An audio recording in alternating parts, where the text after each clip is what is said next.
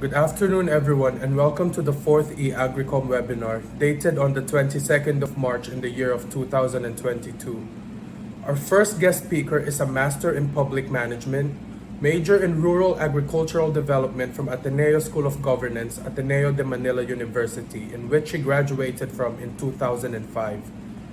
She also graduated from the University of Philippines Visayas Miagao Iloilo in 1998 with a Bachelor of Science in Fisheries. She is a registered fisheries technologist, an officer in charge for the Inland Fisheries and Aquaculture Division of the Bureau of Fisheries and Aquatic Resources, and is the lead of special areas for agriculture development in project implementation for fisheries sector. Here to talk about the situation of the industry in Philippine aquaculture, let's welcome Ms. Elimi R.J. Tunyakaw.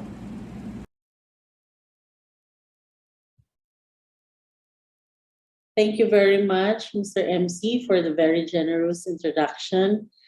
Good afternoon again, everyone. On behalf of the Bureau of Fisheries and Aquatic Resources, we would like to thank e-agricom Incorporated for inviting us in this webinar and also providing us the opportunity to present the state of the aquaculture industry and the various initiatives of the government on aquaculture. I will be presenting the Philippine aquaculture industry situation. The outline of my presentation are as follows. Number one, the aquaculture situation, or where are we now? Number two, major fishery exports and its country destinations. Number three, major fishery imports and country of origin. Number four, aquaculture interventions. Number five, challenges besetting the aquaculture industry. Number six, the CNFIDP 2021 to 2025 aquaculture strategies. And number seven, the feed forward mechanism. The slide shows the available fisheries resources, which are potential areas for aquaculture development. This just shows how vast our natural resources are, especially with the additional 24 million hectares extended continental shelf, which is known as the Philippine Rice. A few statistical data on the performance of the Philippine fisheries and aquaculture in the world and its contribution to the economy. In 2018, we registered number 8 as a top fish producing country in the world, contributing 2.06% of the world production. We also ranked 11th as the top aquaculture producing country in the world, contributing 1.01% of the world aquaculture production. We also ranked 4th as the largest producer of aquatic plants, contributing 4.56% of the total world production. In terms of contribution to the national economy, the fishing industry contributes 1.52% at both current and constant 2018 prices. This translates to around 273.4 billion at current prices and 266.22 billion at constant prices as our contribution to the gross domestic product. On the part of the government, we have existing aquaculture facilities nationwide. These are the national technology centers, which focuses on the different expertise and commodities of aquaculture. For example, the National Fisheries Development Center in Dagupan, Pangasinan, focuses on bangus and shellfish. The National Freshwater Fisheries Technology Center in Muñoz, Nueva Ecija focuses on tilapia, carp, hito, and freshwater prawn. For the National Inland Fisheries Technology Center in Tanay, Rizal, focuses on ornamental fishes and indigenous species. For the National Brackish Water Fisheries Technology Center in Pagbilao, Quezon, focuses on mud crab, and Puliculture and Brackish Water Technologies. For the National Seaweed Technology Development Center in Sorsogon City, it focuses, of course, on the seaweed development. And the National Mariculture Center in Panabo City, which focuses on the various aquaculture activities in marine waters. We also have a total of 71 BFAR technology outreach stations nationwide, which caters to the broodstock and fingerlings requirement in the respective areas of jurisdiction. Most of the stations cater to tilapia, bangus, catfish, and other aquaculture species. They conduct various aquaculture trainings and technical assistance to fish farmers and other stakeholders, as well as provide technology demonstrations either in the stations or with cooperators to showcase mature aquaculture technologies. This shows the inventory of the aquaculture farms nationwide based on the PSA report on the Census of Agriculture and Fisheries inventory of aquaculture farms way back in 2012. We now have a total of 129,095 and 95 aqua farms nationwide. Breakdown by region is also shown in the table, with the top 3 regions with most number of farms includes regions 9, 3, and 1, while regions 8, 12, and 11 have the least number of farms. The figures do not represent the current number of aqua farms because the census on agriculture and fishery is conducted every 10 years and is scheduled to be conducted this year, 2022. We also have mariculture parks across the country. Mariculture Park is a designated fishery area where an integrated branch of aquaculture is done to produce fish through sea cages, long lines, and other culture structures in marine and coastal areas to grow. Common commodities such as milkfish, siganid, seaweeds, oysters, mussel, red snapper, grouper, and other related cultivable species are grown in the mariculture parks. The mariculture park also provide investment opportunities with access to infrastructure support such as fish port, ice plants, feed mills, storage facilities, and cold storages, BFAR training and laboratory facilities, as well as accessibility to markets. Sustainability of the mariculture park is achieved through the adoption of the good aquaculture practices, or what we call the GAQP. We have currently 61 operational mariculture parks all over the Philippines, with the most number in regions 11, 8, and 6. In terms of the 2020 fisheries production, aquaculture contributes 53%, while capture fisheries accounts for 47% of the total fish production. Looking at the 10-year production trend, aquaculture contributed a little more than capture fisheries. Aquaculture exhibited modest increase from that of capture fisheries starting 2017 onwards.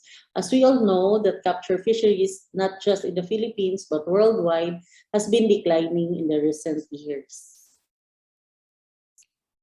In terms of the 10-year production volume, aquaculture exhibited its lowest production in 2016, which can be attributed to the severe drought or El Nino, which happened between February 2015 to July 2016 as per Pag-asa report. It started to regain its positive growth in 2017, however, it slightly dropped in 2020. This is due to the impact of the pandemic, where movement of both production inputs and fishery produce were restricted due to the quarantine measures implemented by the IATF and the local government units. The same can be said for the value of production.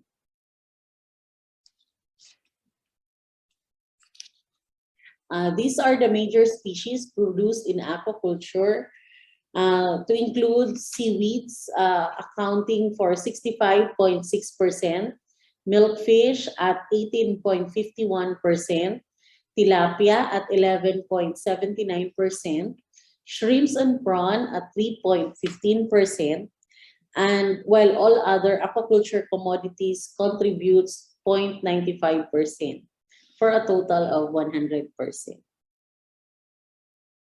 The industry likewise is a net exporter of fish and fishery products by value, as shown in the table.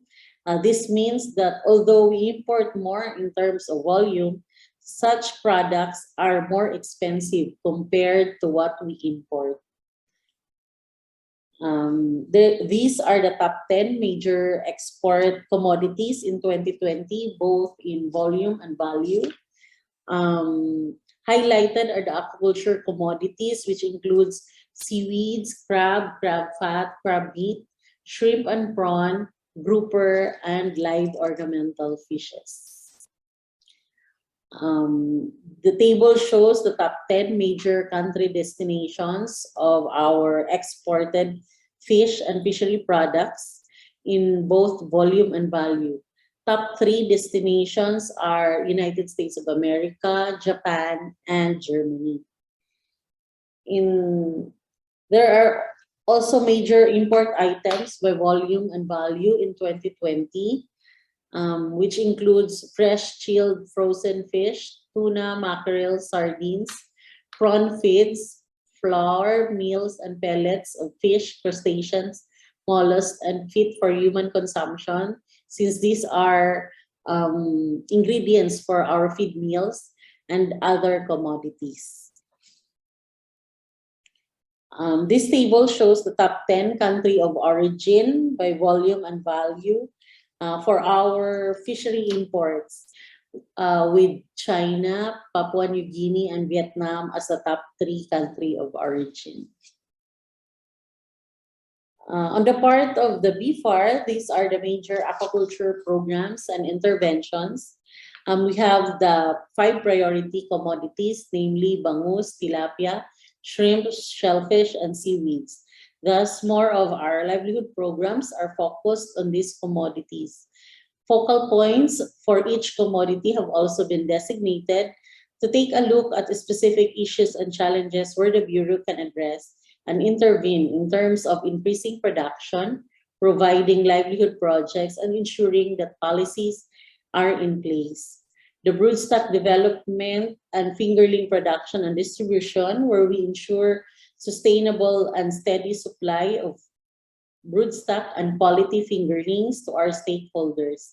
The Bureau likewise promotes the Basil program or the Balik Sigla sa Ilog at Lawa, which aims to increase productivity of our inland waters through rapid resource assessment and production enhancement activities. The Bangus Fry Sufficiency Program aims to address the fry supply gap of our milkfish industry. As of 2021, Philippines was able to produce 1.16 billion pieces hatchery-bred fry and collected 173 million pieces fry from the wild, which covers only to about 31% of the total fry supply collectively. Meanwhile, 69% or around 2.95 billion pieces of fry are imported. Thus, the program focused on broodstock development and aquaculture infrastructure investments, along with training and capacity building activities for hatchery operators and technicians and other aquaculture practitioners. Along with the other areas of aquaculture, the Bureau is also promoting aquaculture in marine waters through the establishment and operation of our mariculture parks. This intervention aims to maximize aquaculture production in suitable marine environments through the adoption of fish cage technology, seaweeds, and shellfish culture. The project further envisions to create an industrial zone where investment opportunities on infrastructure support, such as fish ports, nurseries, feed mills, ice plants, and other post-harvest facilities will be accessible. BIFAR also does policy formulation through the fisheries administrative orders related to aquaculture.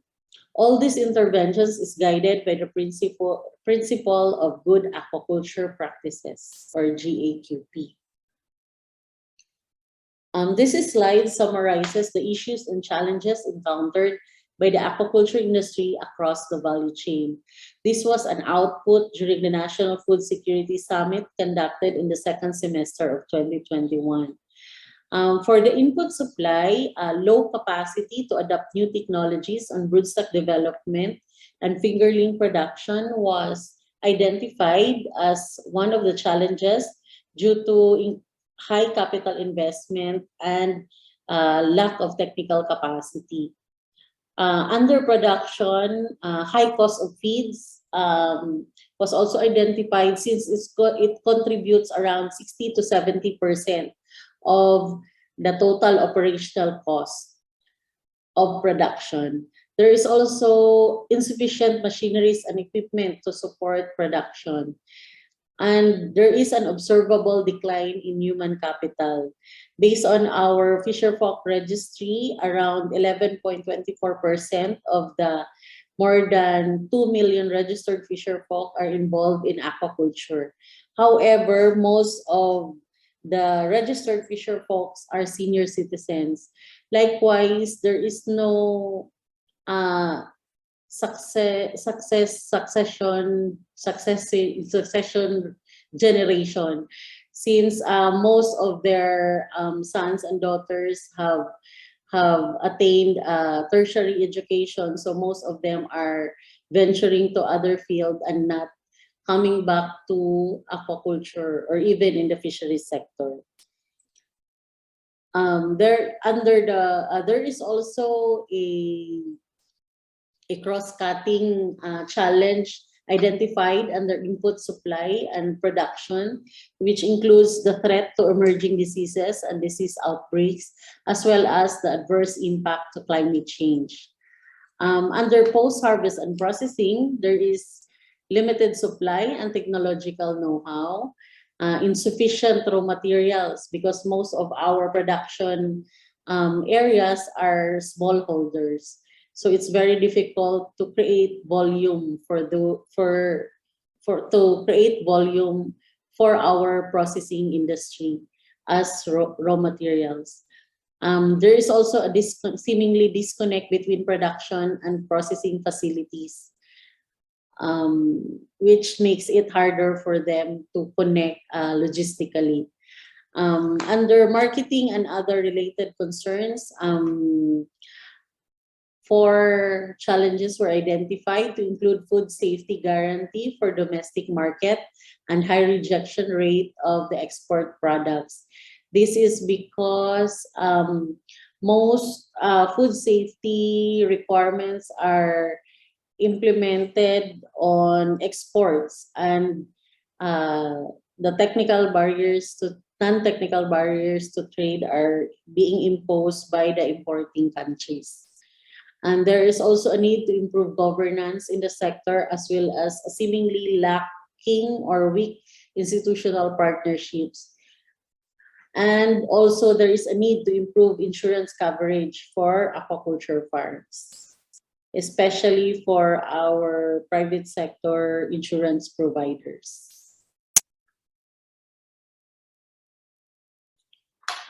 This is based on the recently updated Comprehensive National Fishery Industry Development Plan for 2021 to 2025, where the stakeholders identified 6 aquaculture strategies to be able to address the industry challenges and serve as guide in the implementation of the plan.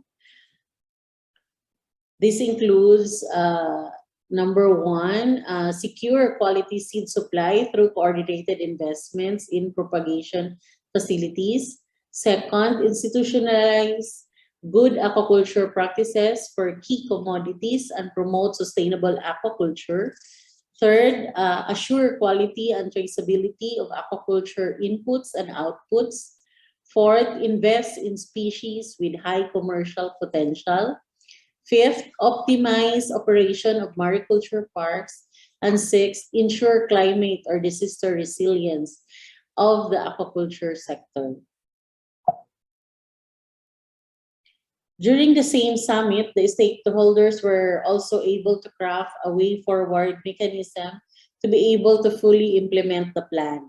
It should include not only the agency budget, but also business and investments from private sector partners to include the industry, the academe, the non-government organizations, trade associations, alliances or umbrella organizations, and of course, credit and financing from both private and government financing institutions. Thank you very much for listening. Plus in the screen is our contact details in case you have follow-up in this inquiries after this webinar. Thank you very much and good afternoon.